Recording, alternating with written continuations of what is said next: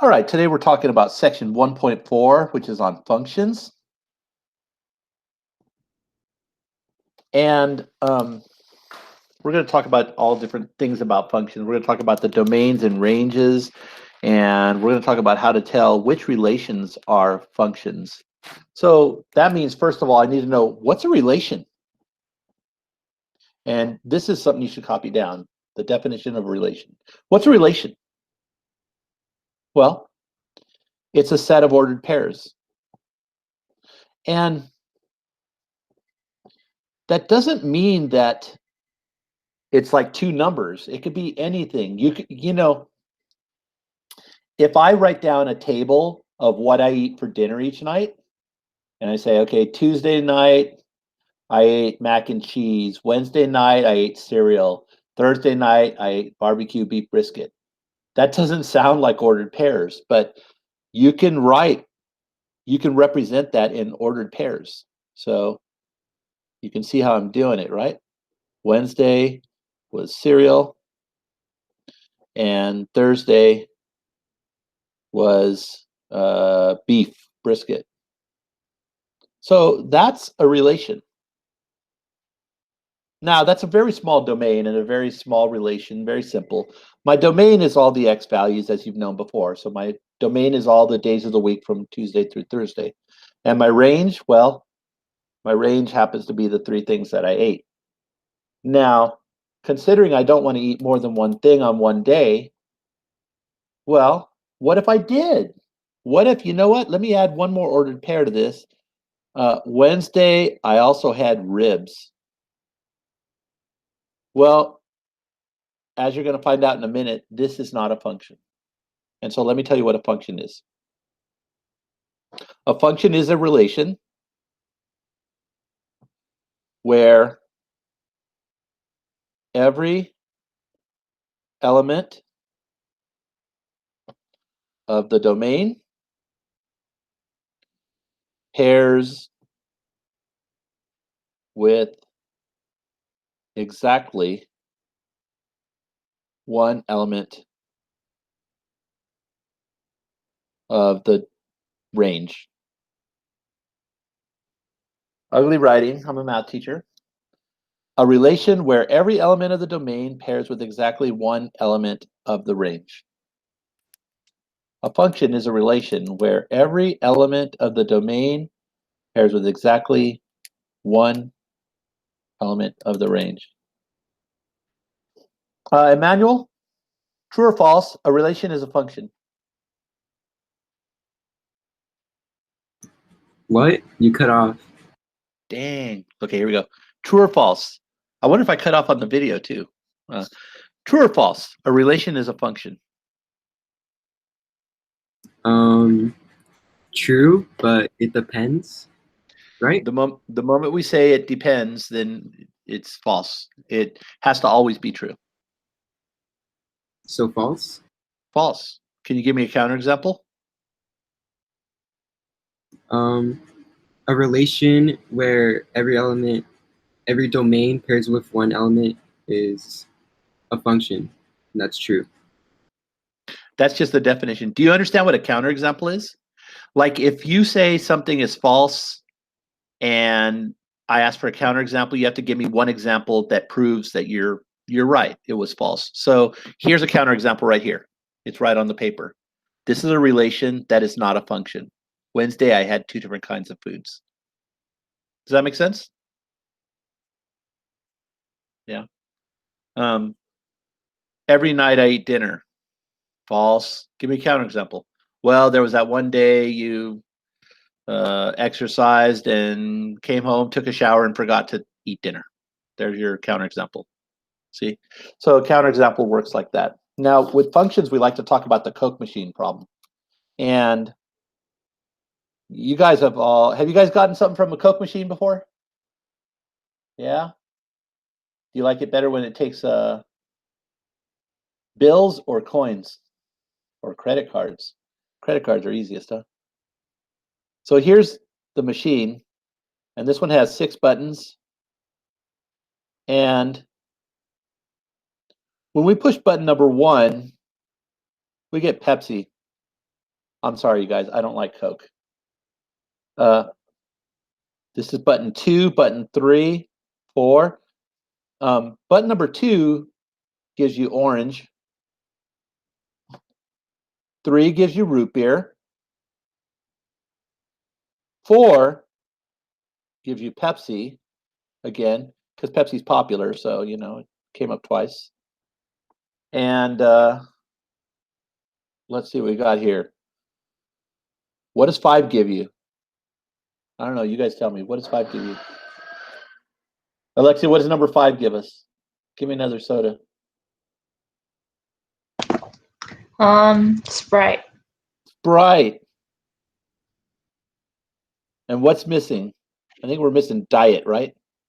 6 gives you Diet, whatever they had in stock. Diet Pepsi. Okay, that's a function. That's what we expect. Every time you push a button, you get one soda. And you know what? Even if this is out of Pepsi, well, okay, it's still a function because every time you push a button, you get one choice. Can you imagine going to a Coke machine and they tell you, well, number five is going to be orange or diet root beer? That's not a function. 5 comma orange and 5 comma diet root beer, if those are both in the relation, then it's not a function. You can't have two different choices for the Coke machine. I mean, imagine that's the only one with sodas left and it's 116 degrees, huh? Yeah, Ashley? For the machine, for like technically the Y, it has for one ordered pair 1 Pepsi and then another ordered pair 4 Pepsi. Can you have the same like Y for 2 different X's? Yeah. All I care about is each time I push one of these numbers, I get something out. I want you to think of a graph. And let's think of one of those machines that had every button is Pepsi or every button is water. We've seen those at, like, I don't know, Costco or something, or Walmart, where they have just a Pepsi machine. There's no other flavor. That's kind of like a horizontal line. Look at all the ordered pairs on this horizontal line. I've got 1, 7. I've got 5, 7. I've got everything, comma 7. That's a function. Do you guys remember the vertical line test? No? Okay, we'll talk about it. But I can see every single thing here has exactly one output. So yes, you can repeat an output all you want. 1 Pepsi, 4 Pepsi, that's fine. They can all be Pepsi. But we can't push a button and not know what we're getting out. That's not a function. So the Y's can't repeat, the X's can. So let me do a picture here. And sometimes they express relations like this. 1, 2, 3. And they show what it maps to. 1, 1, 2. Is this a function?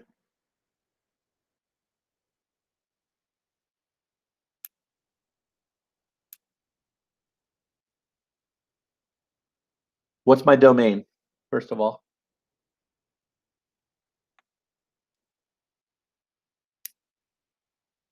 Rodrigo, what's my domain in this picture? The domain are the numbers 1, 2, and 3 on the left side. Okay, so let's analyze each one. Where does 1 go to? 1 goes to the 1 in the range. Okay, where does 2 go to? 2 also goes to the number 1 in the range. 3 goes to? 3 goes to 2. Okay, did any number go to 2 values in the range? So 1 and 2 both went to 1. Well, did 1 go to 2 numbers? When I pushed 1, what soda did I get? 1. When I pushed 2, what soda did I get? 1. When I pushed 3, what soda did I get? 2. This is a function. You don't get a function when something goes to 2 different numbers. You see what I'm saying? So the number 1 here goes to both numbers. I don't know which soda I'm going to get. I could get 1 or 2. This is not a function.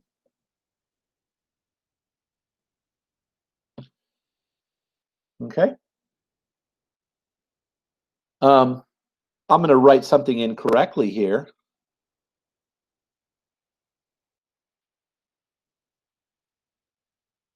And you tell me, is this a function?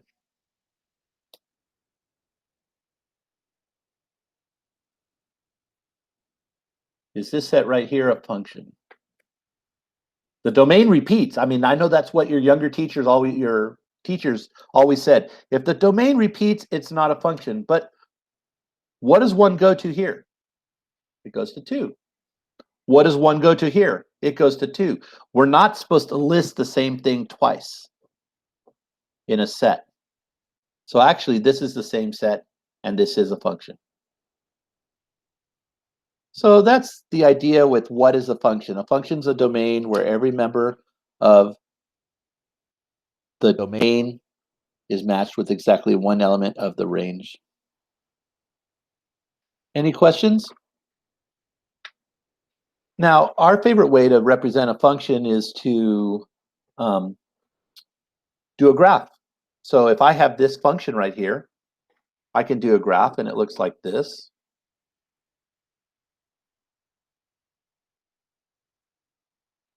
There you go. That's the entire function. That's a pretty boring function, huh? 2 dots.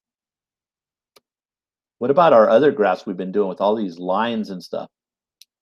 Okay, well, let me do one. Without putting any numbers up here, do you know what this is the graph of? What line is this 45-degree angle the graph of? What's the equation?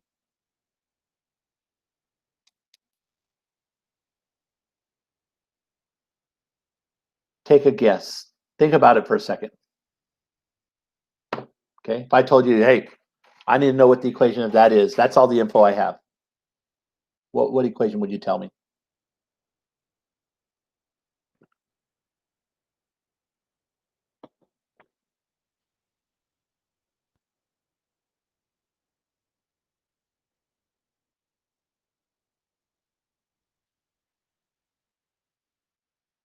You can speak up or put it in the chat bar. Y equals 1x. Anybody else?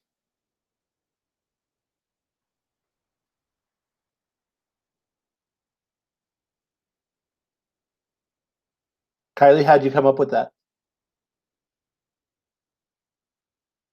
Because the slope is 1 and the y-intercept is at the origin, so it's just 0. Yeah. I mean, that's basically what it is. This is y equals x. Y equals 1x. So that's a really common line you need to know. And if it's the other diagonal, it's y equals negative x. Okay, so you know what? There's lots of ordered pairs on here. I can't list them all. 1, 1, 2, 2, -3, -3, 100, comma 100, 0.5, comma 0.5, pi, comma pi. So that's why we need equations. Equations represent a bunch of points in the xy plane. Okay, so when you have an equation, you know that you have an input variable, which is always your x, which is your domain, and you have an output variable.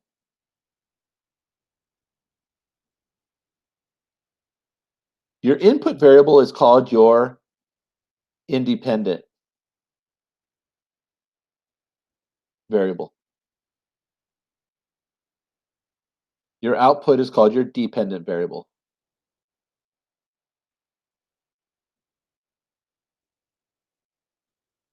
What does that mean? That means y depends on x.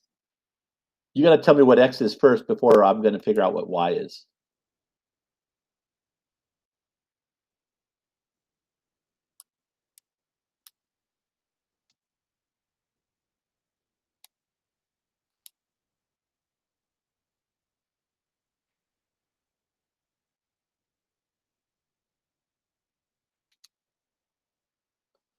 Okay.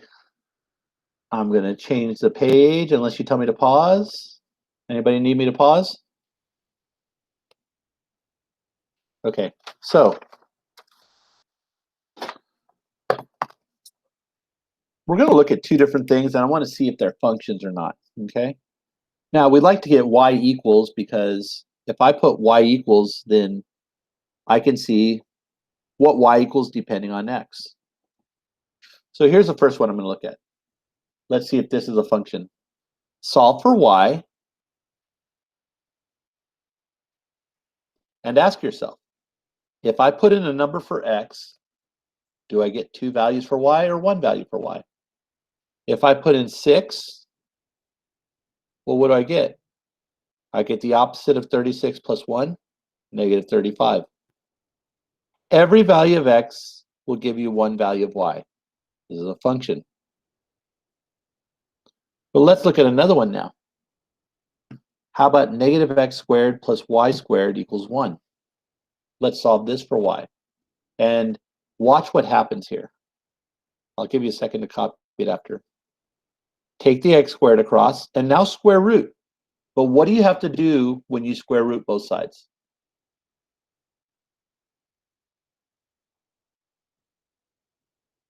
What's the rule?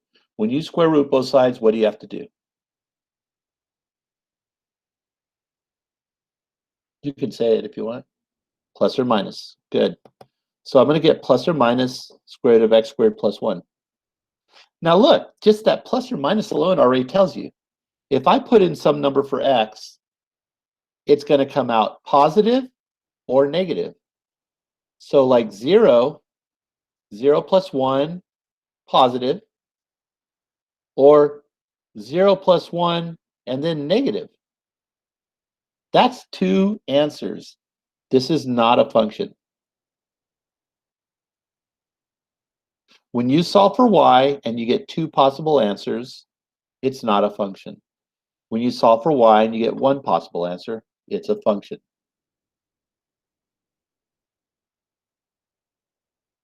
Any questions on that? Give me a thumbs up, thumbs down, thumbs sideways. Good, okay. Next up, we have function notation. Can you move it back up real quick? Sure, yeah.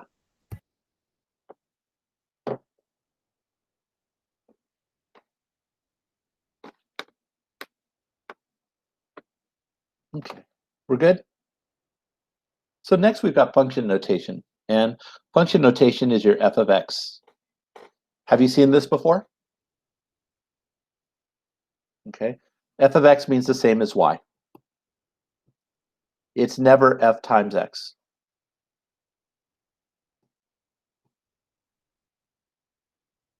Okay. And you saw, actually, you guys did the difference quotient, so of course you'd seen it. Our book's in a different order than the other book, so you've already seen this. You know what to do. You know how to plug the stuff in. I don't think I even need to go over this. Let's jump straight to piecewise functions. Have you heard of piecewise functions?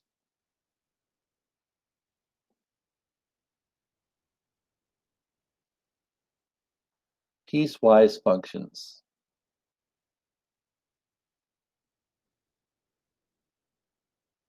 Piecewise functions are functions that operate different depending on where the domain is. I want you to consider your school schedule, and I want you to consider time of day and location. On Mondays and Wednesdays, all of your ordered pairs will be the same. So if the input is Monday and Wednesday, you'll have the same answers here. But if the input is Tuesday and Thursday, you'll have a different. 10 o'clock is going to be different on Monday, Wednesday than it is on Tuesday, Thursday. And it's going to be different also if it's Friday. And it's going to be different if it's Saturday and Sunday. We have several different possible ways this function could be defined depending on which day of the week it is. But for the most part, Monday and Wednesday will be the same, Tuesday, Thursday the same, Friday, Saturday, those are all individual. They all depend on what you're doing that day. Well, the same thing can happen with numbers. And we write piecewise functions like this. Let me put an f of x instead of a y. F of x equals, well, it equals 2x plus 1 when x is less than 0, and it equals negative x. I'm making this up, by the way. This is an example. When x is greater than or equal to 0. Okay, so let's see here. Let's find out what's f of negative 5. Well, let me put in these ifs, okay? F of negative 5, I have to figure out which of these two it goes into. Which category does it work for? And it's the one up here. Negative 5 is less than 0. So I'm going to use this top function. 2 times negative 5 plus 1. Negative 9. Okay, cool. How about f of 10? What do you get for f of 10? I'll wait for you guys to tell me. You can put it in the chat box.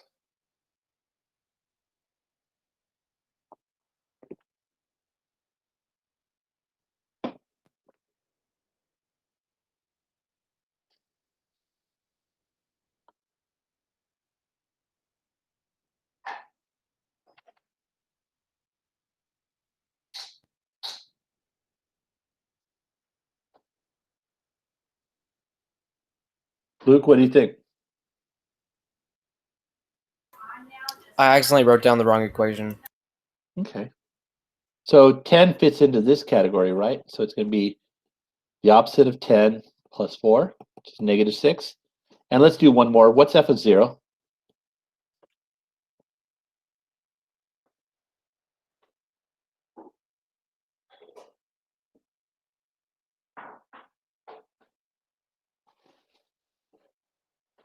Good. It's going to be the bottom one because of the less than or equal to. Negative 0 plus 4 equals 4.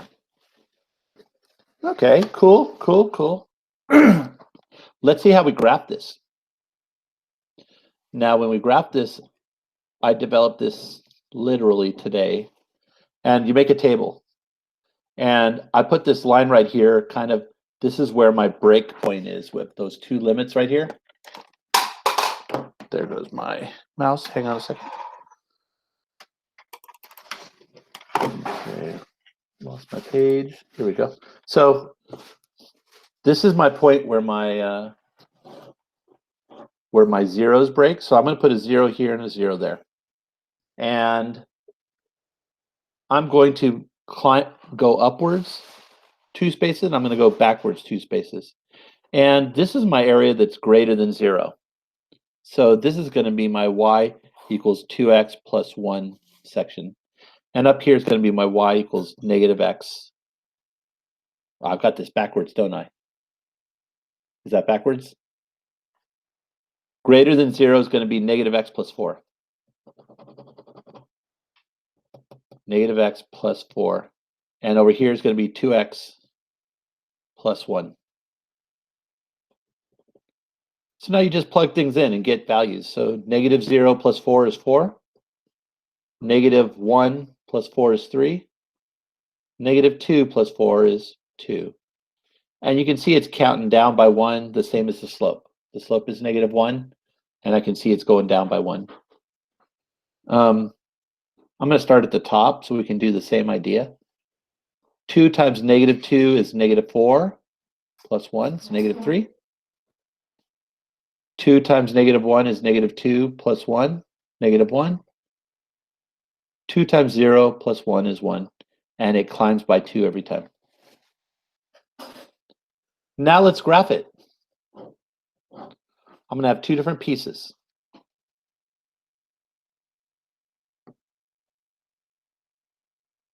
Let's start with the top one, and I've got the point negative 2,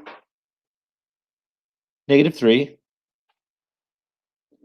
I've got the point negative 1, negative 1. And I've got 0, 1, but I have a problem here. 0, 1, I have to see, is it open or closed? And it depends on right here. We're doing the 2x plus 1. We're doing the numbers less. Is this going to be open or closed according to my limits right here? Open or closed circle? Open. It's open because we don't have an equal sign underneath. So I have an open circle here, and my graph so far looks like this. Now let's do the other half.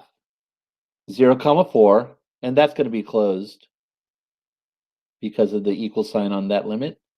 I've got 1, 3, and I've got 2, 2, and I draw my line that way.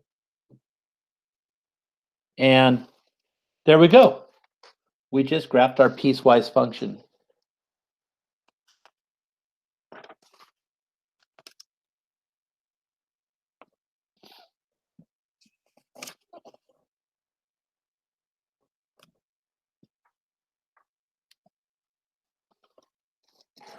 Do you have any questions about that?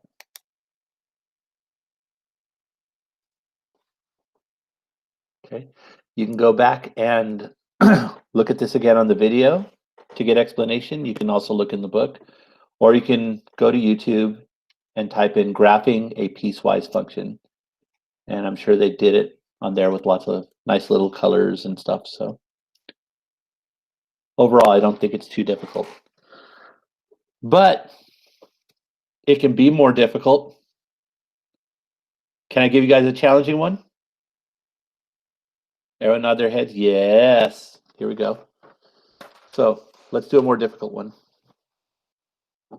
F of x equals 2 if the absolute value of x is less than or equal to 4, and it's negative 2 if the absolute value is greater than 4. There you go. Greater than 4. Top is less than or equal to 4. The bottom is greater than 4. Okay, well. Every number on the x-axis is here. We know the absolute value of every number has to be greater than or less than 4, right?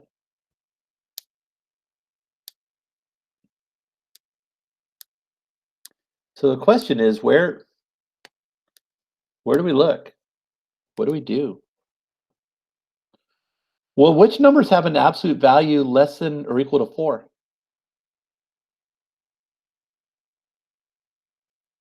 I want small absolute values like 0 and 1. Well, this means that we're going from negative 4 to 4. Those are all the numbers whose absolute value is less than or equal to 4. For this one here, I need big absolute values like 5, 6, 10, 100. So I need all the numbers that are less than negative 4 or greater than positive 4. Does everyone see that? So like the number 10 has an absolute value bigger than 4. It's right there. The number negative 6 has an absolute value greater than 4. It's right there. I can rewrite this piecewise function then. Watch what I do. If the number is small, less than 4, it's negative 2. If it's between 4 and negative 4, it's 2.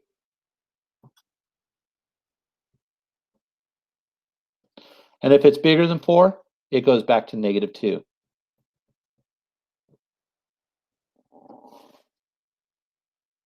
Take a look at that and tell me if you have a question about what I've written so far.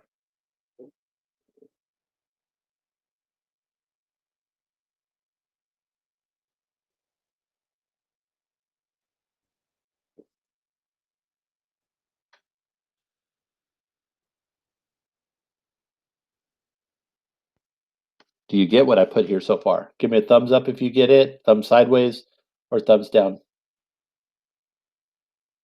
Okay, so it's part and part. Okay, so maybe we need to review how to do inequalities with absolute values. I can go over some more of that later. Right now, though, let's graph this function right here. And for values less than -4, I'm only looking at, watch this, let me get my other paper. Okay, I'm going to put a paper here at -4, and I'm only looking at this side of the x-axis, over here, the left side. Okay, so my graph on the left side of -4, this is the left side of -4, my graph is going to be just -2. And I'm going to have an open circle because at 4, -4 is not defined there.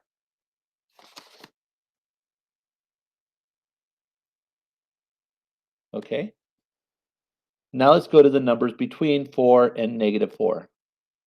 Well, those are going to graph to 2. That means -4, 2, -3, 2, -2, 2. All of these are going to go to 2.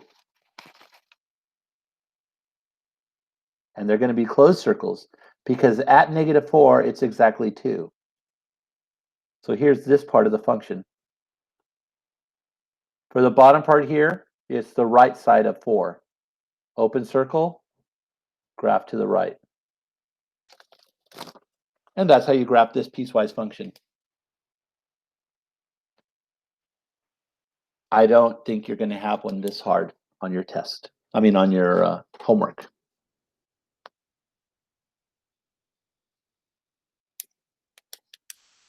Okay. I'll give you about 10 more seconds to copy what you want.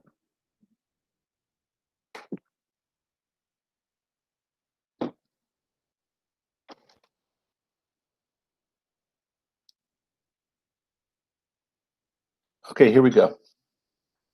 Let's talk about domain of a function.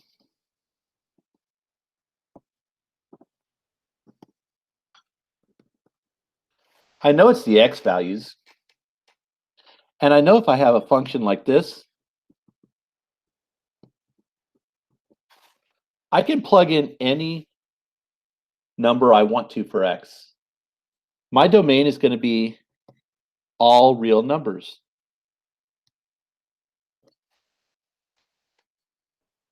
But we have two certain situations where the domain's going to be restricted. The first one's going to be fractions. I know that the denominator cannot be 0.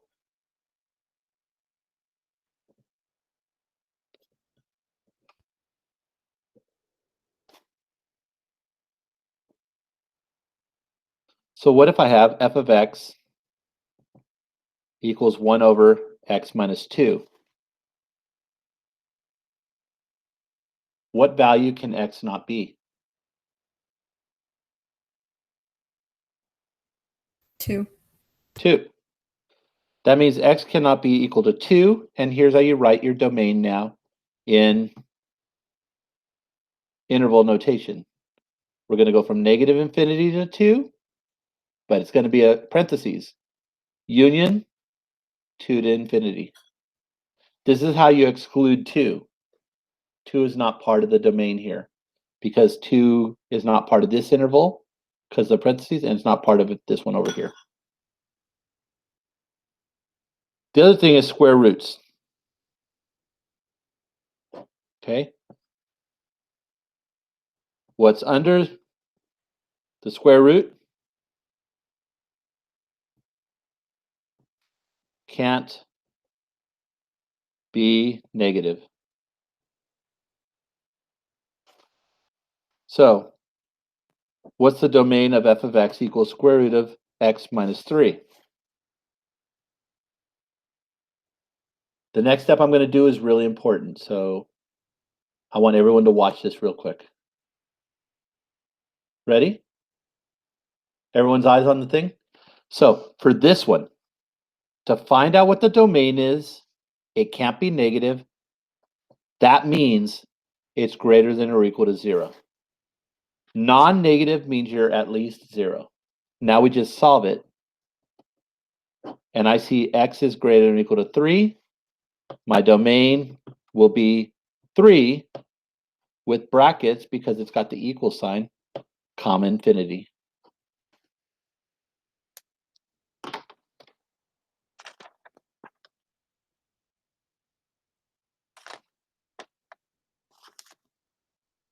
Mr. Gonzalez, is it okay if you pull down your paper a little bit? Yeah, just always say, we can't see the paper. And I'll fix it up. Find the domain of the following function. This will be our last one. Negative 2x plus 5 is underneath there.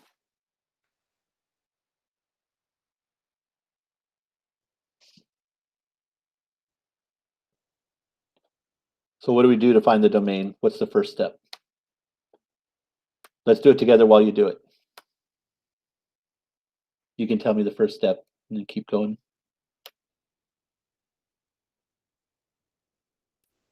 Make it greater than or equal to 0. Good. Negative 2x plus 5 greater than or equal to 0. And let's ask some people. Jessica G, what do we do next here?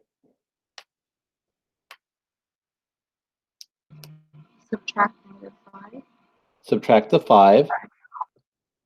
When we subtract 5, does the direction of the inequality change?